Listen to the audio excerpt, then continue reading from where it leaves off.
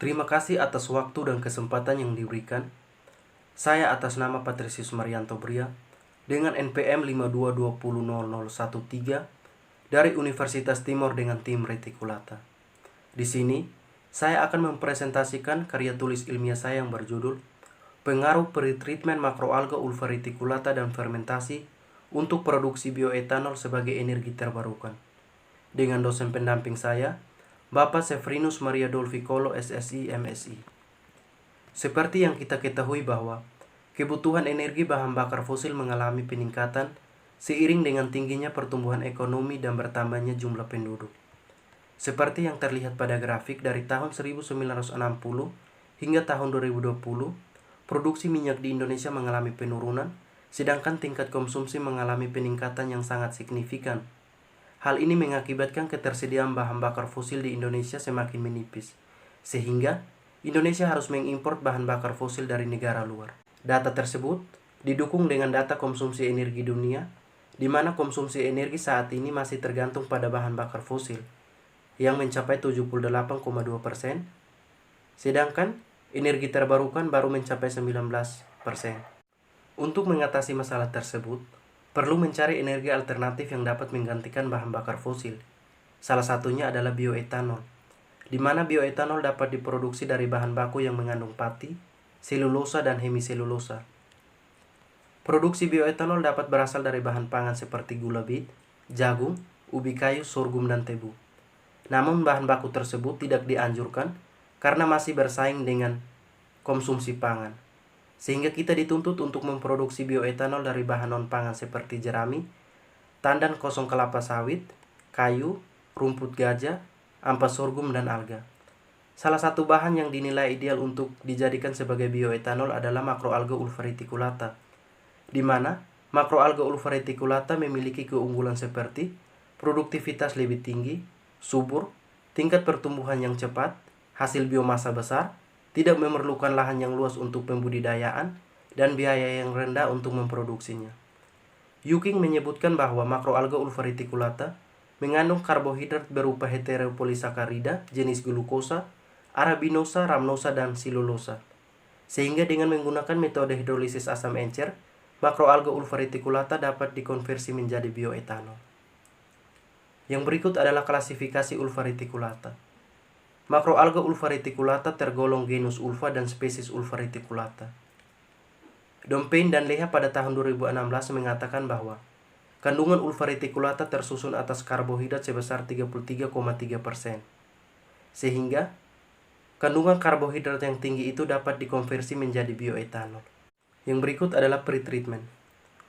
Kandungan karbohidrat pada makroalga Ulva reticulata diduga mengandung lignin, sehingga pada proses awal kami mencoba melakukan satu proses yang namanya pretreatment dengan menggunakan larutan NaOH 2%. Tujuan kami melakukan pretreatment yaitu untuk membuka struktur lignin selulosa agar selulosa dan hemiselulosa mudah diakses oleh enzim atau asam yang digunakan saat hidrolisis. Skema pretreatment seperti yang terlihat pada slide. Setelah menghilangkan lignin selulosa, tahap selanjutnya yaitu hidrolisis asam encer menggunakan HCl 5%, di mana ikatan glikosida dari selulosa akan diputuskan oleh H+ dari asam sehingga menghasilkan glukosa.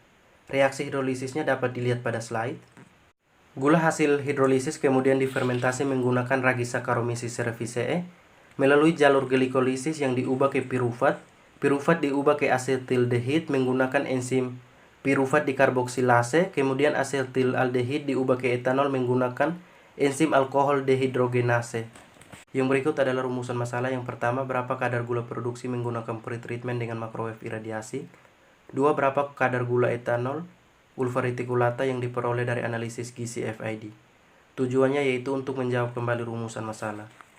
Yang berikut adalah metodologi penelitian. Yang pertama, waktu dan tempat penelitian dilaksanakan pada bulan Agustus sampai Oktober di Laboratorium Faperta Unimor. Uji gula produksi di Laboratorium FMIPA Universitas Widya Mandira Kupang. Uji etanol dilakukan di Laboratorium PT Gelora Jaja Surabaya. Bahan dan alat dapat dilihat pada slide. Yang berikut adalah metodologi umum. Yang pertama, sampel makroalga Ulva reticulata diambil dari pantai Pasir Panjang Kupang, kemudian dipisahkan dari pengotor, dicuci dan dikeringkan, kemudian di blender, menghasilkan serbuk makroalga, kemudian di pretreatment dengan NaOH 2%, menggunakan microwave iradiasi, kemudian hasil pretreatment disaring dan dikeringkan pada suhu 100 derajat Celcius selama 2 jam. Residu makroalga kemudian dihidrolisis dengan HCl 5%, menggunakan microwave iradiasi selama 150 menit dengan suhu 150 derajat. Hidrolisat kemudian diuji gula produksi menggunakan UV Vis, lalu difermentasi. Hasil fermentasi didestilasi bertingkat yang menghasilkan bioetanol, kemudian dikarakterisasi akhir, uji kualitatif dan gizi FID. Yang berikut adalah hasil dan pembahasan. Yang pertama adalah uji gula produksi, di mana konsentrasi gula standar ppm 0 sampai 500, kemudian absorbansinya yang menghasilkan persamaan regresi, di mana Y sama dengan 0,0016X tambah 0,0026. Selanjutnya digunakan untuk menghitung kadar gula produksi. Hasil pengujian dengan spektrometer UV Vis kedua metode tersebut menggunakan pelarut HCl 5% pada suhu 150 derajat Celcius selama 50 menit, dihasilkan kadar gula produksi sebesar 28,15 gram per liter. Yang berikut adalah reaksi antara reagen DNS dan gula produksi.